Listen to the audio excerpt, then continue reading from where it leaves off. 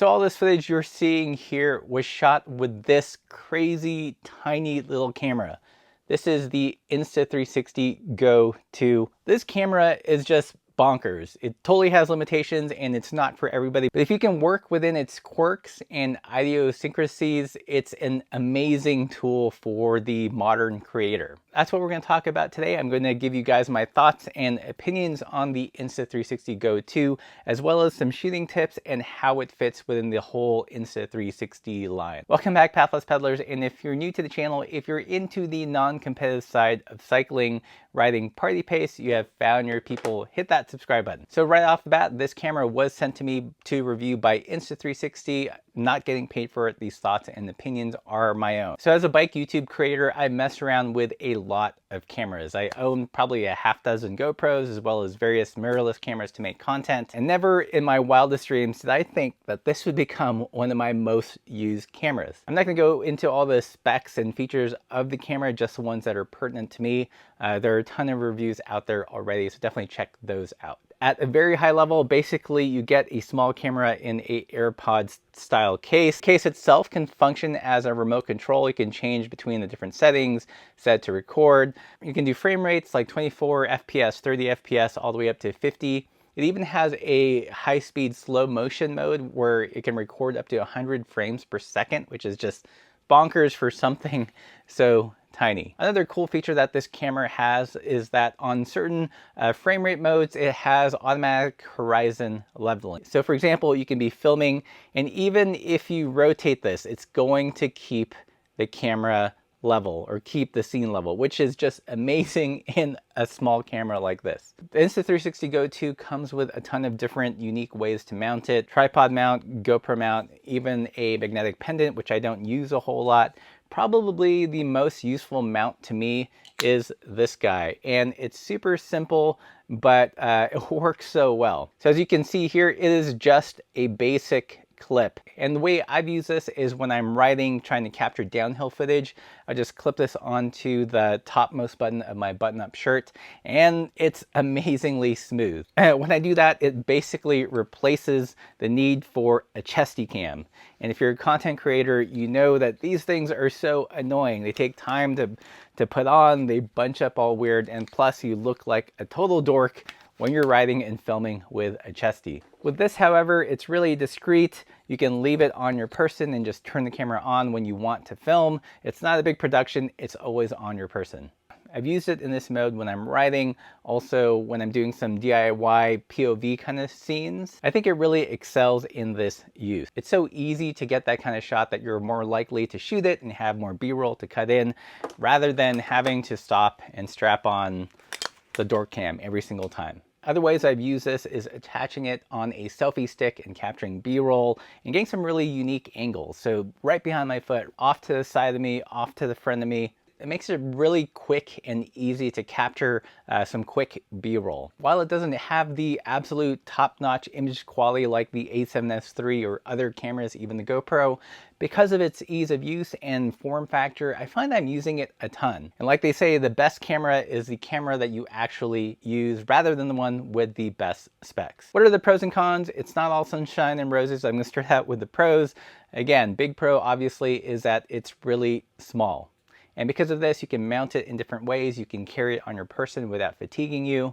One of the first shots I did with this was actually using one of its mounts and attaching it to the lamp at my desk, taking a time lapse of a painting I did. So you can get really creative because of its small form factor. Another huge plus is the stabilization, which is bonkers to have it in such a small camera. It used to be when you needed some smooth POV footage, you would need a 3-axis gimbal and a GoPro and all this stuff. But now I feel like you can get it mostly with this camera. It does have its limitations, but for the most part, if you need to capture quick snippets of footage to just intersplice within a video, this is definitely an amazing cam to consider. Bonus, no more chesty. Yes, you can burn these finally. So where was I? Yes, it does have amazing stabilization. It also has built-in horizon leveling, which is both good and bad. I find that there are some shots where I want to tilt it and capture something very specific, not just keep the horizon level, and I'm kind of fighting that built-in control. control, and to my knowledge, there's no way to shut it off. Another big pro, like I mentioned, is that you can do 100 frame per second slow motion, which is crazy. And because of all these features, it is a mobile content creator's dream. But hey, it's not all bubblegum ice cream and funnel cake. There are some cons, and part of it is related to its biggest pro, and that is its size.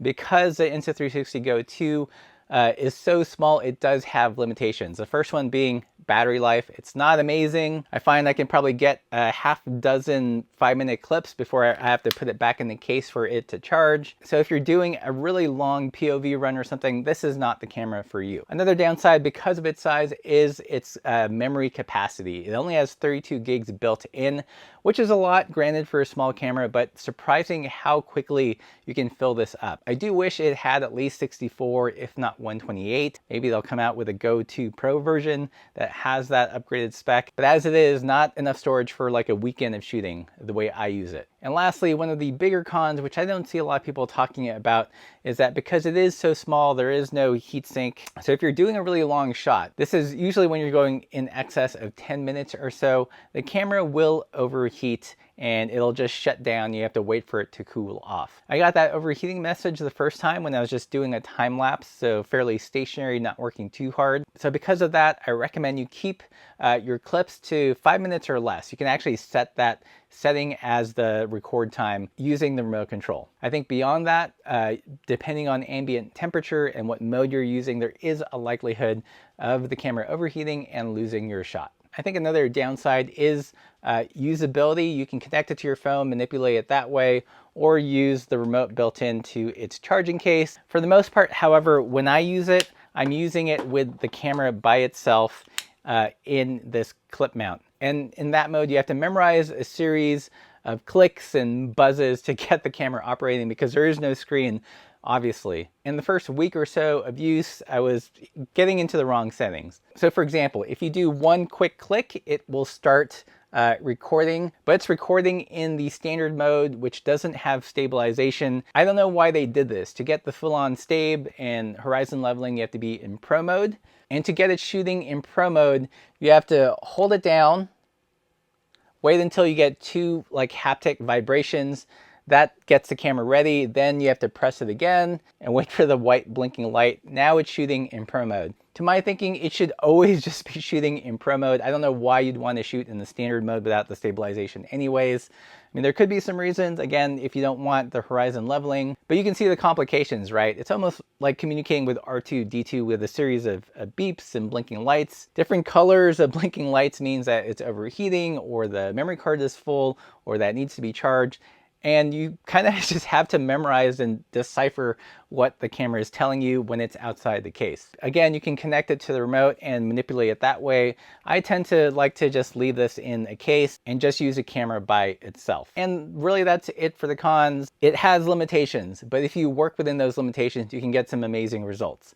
So who is this camera for? I think if you're a YouTube creator, especially doing active sports like biking or running or even swimming, yes, this is waterproof, or fishing, and you want a camera that allows you to capture some super quick POV footage or riding footage or running footage where you want amazing stabilization, then this is definitely a camera to check out. I think if you're a mountain bike YouTuber and you're filming, a 20-minute run, this camera might not be the best for you because while you can capture the first 10 minutes, it will overheat and shut down, all that stuff. And that's still asking a lot from this small camera. Okay, so on the channel, I've had the chance to play with the whole suite of Insta360 cameras, everything from the 1R to the X2, and now the Go. Which one should you get? Let's start off with the easiest one. If you're wanting to do purely 360 footage, then definitely get the X2. I think this is probably the best performing 360 cam, even when compared to the 1R with the 360 module. If you're looking for a camera to do some vlogging with, then the 1R is a good one, especially with the 4K module and an external mic. Built-in mic, not so great, so you do have to run an external audio source. I do like the 1R for POV riding footage. If you put in the 360 module and use the chesty, unfortunately, you can get some amazingly smooth shots. So if POV riding footage vlogging is your primary goal, then get the 1R.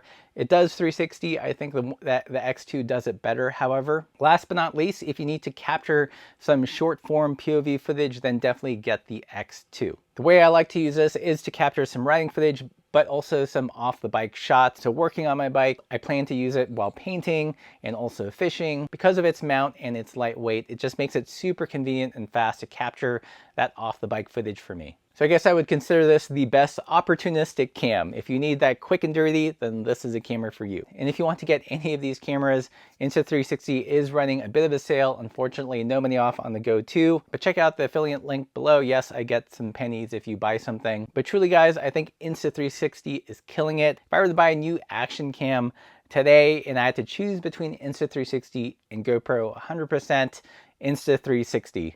And not just because it does 360 footage, but because to turn it on and off, you don't have to pop the battery out. It has super stable firmware, has not crashed on me yet, unlike the GoPros that I've tried over the years. They're just so glitchy. They are so glitchy. They should just call them Glitch Pros. So let me know if you guys have any questions about any of these cameras in the comments below. I'll be sure to answer them. And if you like this content, be sure to stop by the gift shop, pick up some patches and pins. Join us on Patreon, and as always, keep the supple side down.